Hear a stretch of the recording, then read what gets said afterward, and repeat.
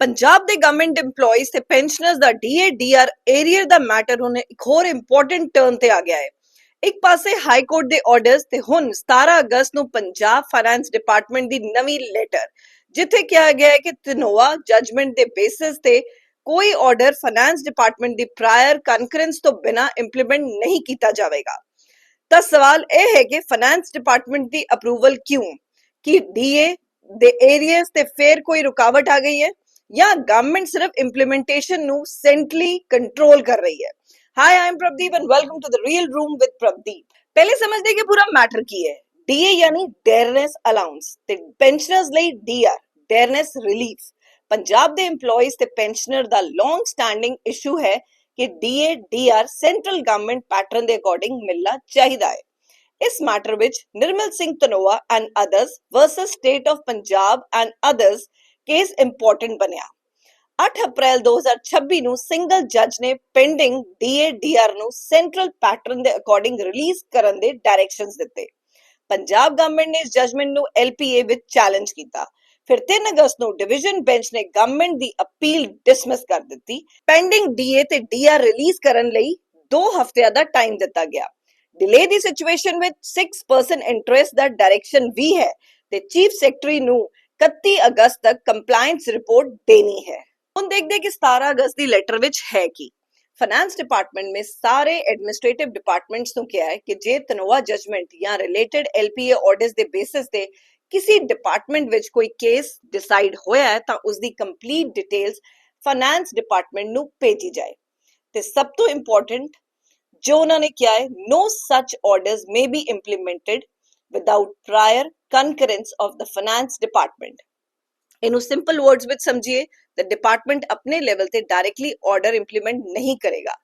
ਪਹਿਲਾਂ finance department ਦੀ ਕਨਕਰੈਂਸ ਲੈਣੀ ਪਏਗੀ ਤੇ ਇਹ ਸਿਰਫ ਗਵਰਨਮੈਂਟ ਡਿਪਾਰਟਮੈਂਟ ਤੱਕ ਸੀਮਿਤ ਨਹੀਂ ਹੈ, ਬੋਰਡਸ ਤੇ ਕਾਰਪੋਰੇਸ਼ਨਸ ਤੇ ਕੇਸਸ ਵੀ ਇਨਕਲੂਡ ਨੇ ਇਹਦੇ ਵਿੱਚ।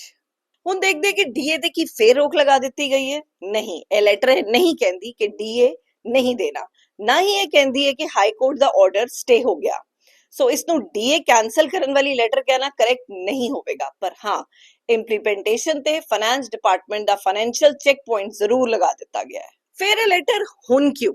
ਇਹ ਸਭ ਤੋਂ ਇੰਪੋਰਟੈਂਟ ਐਂਗਲ ਹੈ। ਫਾਈਨੈਂਸ ਡਿਪਾਰਟਮੈਂਟ ਹੁਣ ਇਹ ਜਾਣਨਾ ਚਾਹੁੰਦਾ ਹੈ ਕਿ ਧਨੋਆ ਜਜਮੈਂਟ ਦਾ ਇੰਪੈਕਟ ਕਿੰਨੇ ਕੇਸਸ ਤੇ, ਕਿੰਨੇ EMPLOYEES ਤੇ ਪੈਨਸ਼ਨਰਸ ਤੇ, ਕਿੰਨੇ ਡਿਪਾਰਟਮੈਂਟਸ, ਬੋਰਡਸ ਤੇ ਕਾਰਪੋਰੇਸ਼ਨਸ ਤੇ ਹੈ ਤੇ ਟੋਟਲ ਫਾਈਨੈਂਸ਼ੀਅਲ ਲਾਇਬਿਲਿਟੀ ਕਿੰਨੀ ਬਣ ਸਕਦੀ ਹੈ।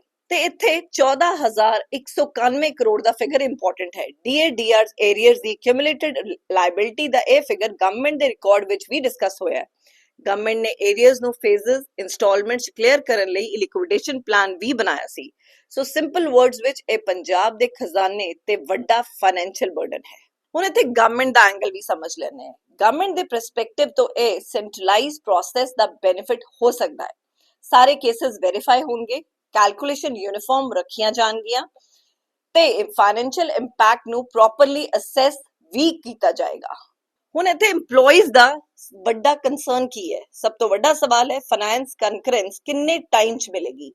ਜੇ ਫਾਸਟ ਪ੍ਰੋਸੈਸ ਹੁੰਦਾ ਹੈ ਤਾਂ ਇੰਪਲੀਮੈਂਟੇਸ਼ਨ ਆਰਗੇਨਾਈਜ਼ਡ ਹੋ ਸਕਦੀ ਹੈ, ਪਰ ਜੇ ਪ੍ਰੋਸੈਸ ਲੈਂਦੀ ਹੁੰਦਾ ਹੈ ਤਾਂ ਪੇਮੈਂਟ ਡਿਲੇ ਹੋਣ ਦਾ ਕੰਸਰਨ ਵੀ ਜ਼ਰੂਰ ਬਣੇਗਾ। ਤੇ 17 ਅਗਸਤ ਦੀ ਲੈਟਰ ਇਹ ਨਹੀਂ ਦੱਸਦੀ ਕਿ ਕਨਕਰੈਂਸ ਦਾ ਪ੍ਰੋਸੈਸ ਕਿੰਨੇ ਟਾਈਮ 'ਚ ਕੰਪਲੀਟ ਹੋਵੇਗਾ। ਤਾਂ ਹੁਣ ਸਭ ਤੋਂ ਵੱਡਾ ਸਵਾਲ ਵਾਈ ਨਾਓ? ਟਾਈਮਿੰਗ ਵੀ ਇੰਪੋਰਟੈਂਟ ਹੈ। 3 ਅਗਸਤ ਡਿਵੀਜ਼ਨ ਬੈਂਚ ਦਾ ਆਰਡਰ, 2 ਹਫ਼ਤਿਆਂ ਦੀ ਪੇਮੈਂਟ ਦੀ ਡੈਡਲਾਈਨ ਤੇ 17 ਅਗਸਤ ਦੀ ਫਾਈਨੈਂਸ ਡਿਪਾਰਟਮੈਂਟ ਦੀ ਇਹ ਲੈਟਰ। ਪਰ ਬਿਨਾਂ ਕੋਈ ਐਵੀਡੈਂਸ ਇਹ ਕਹਿਣਾ ਕਿ ਗਵਰਨਮੈਂਟ ਇਹ ਲੈਟਰ ਜਾਣਬੁੱਝ ਕੇ DA ਡਿਲੇ ਕਰਨ ਲਈ ਲੈ ਕੇ ਆਈ ਹੈ, ਫੈਕਚੁਅਲ ਕਨਕਲੂਜਨ ਨਹੀਂ ਹੋਵੇਗਾ। ਡਾਕੂਮੈਂਟ ਤੋਂ ਜੋ ਕਲੀਅਰ ਹੈ ਉਹ ਇਹ ਹੈ ਕਿ ਫਾਈਨੈਂਸ ਡਿਪਾਰਟਮੈਂਟ ਹੁਣ ਧਨੋਆ ਜਜਮੈਂਟ ਨਾਲ ਰਿਲੇਟਡ ਕੇਸਸ ਦੀ ਸੈਂਟਰਲਾਈਜ਼ਡ ਮੈਪਿੰਗ ਤੇ ਇੰਪਲੀਮੈਂਟੇਸ਼ਨ ਕਰਨਾ ਚਾਹੁੰਦੀ ਹੈ। ਸੋ ਹੁਣ ਪੂਰੇ ਮੈਟਰ ਨੂੰ ਇੱਕ ਲਾਈਨ 'ਚ ਸਮਝਦੇ ਹਾਂ। ਕੋਰਟ ਕਹਿ ਰਹੀ ਹੈ ਪੈਂਡਿੰਗ DA/DR ਰਿਲੀਜ਼ ਕਰੋ। ਫਾਈਨੈਂਸ ਡਿਪਾਰਟਮੈਂਟ ਕਹਿ ਰਿਹਾ ਹੈ ਕੋਰਟ ਦੇ ਜਜਮੈਂਟ ਦੇ ਬੇਸਿਸ ਤੇ ਕੋਈ ਆਰਡਰ ਇੰਪਲੀਮੈਂਟ ਕਰਨ ਤੋਂ ਪਹਿਲਾਂ ਫਾਈਨੈਂਸ ਕਨਕਰੈਂਸ ਲਓ। DA ਕੈਂਸਲ ਨਹੀਂ ਹੋਇਆ, ਕੋਰਟ ਦਾ ਆਰਡਰ ਸਟੇ ਨਹੀਂ ਹੋਇਆ, ਪਰ ਹੁਣ ਅਸਲੀ ਸਵਾਲ ਇਹ ਹੈ ਕਿ ਫਾਈਨੈਂਸ ਡਿਪਾਰਟਮੈਂਟ ਦਾ ਪ੍ਰੋਸੈਸ ਕਿੰਨੇ ਫਾਸਟ ਕੰਪਲੀਟ ਹੁੰਦਾ ਹੈ, ਐਕਚੁਅਲ ਪੇਮੈਂਟ ਕਦੋਂ ਹੁੰਦੀ ਹੈ ਤੇ 31 ਅਗਸਤ ਨੂੰ ਗਵਰਨਮੈਂਟ ਹਾਈ ਕੋਰਟ ਨੂੰ ਕੀ ਕੰਪਲਾਈਂਸ ਰਿਪੋਰਟ ਦਿੰਦੀ ਹੈ। ਸੋ ਪੰਜਾਬ ਦੇ EMPLOYEES ਤੇ ਪੈਨਸ਼ਨਰਸ ਲਈ ਹੁਣ ਫੋਕਸ ਇੰਪਲੀਮੈਂਟੇਸ਼ਨ ਤੇ ਹੈ, ਸਿਰਫ ਅਨਾਉਂਸਮੈਂਟ ਤੇ ਨਹੀਂ ਹੈ। ਸੋ ਤੁਸੀਂ ਕੀ ਸੋਚਦੇ ਹੋ, ਤੁਹਾਡੀ ਰਾਏ ਕੀ ਹੈ, ਮੈਨੂੰ ਕਮੈਂਟ ਸੈਕਸ਼ਨ ਵਿੱਚ ਜ਼ਰੂਰ ਦੱਸੋ। And if you like this video, do subscribe my YouTube channel, The Real Room with Prabdeep. I'll see you in the next video. Till then, take care. Bye-bye.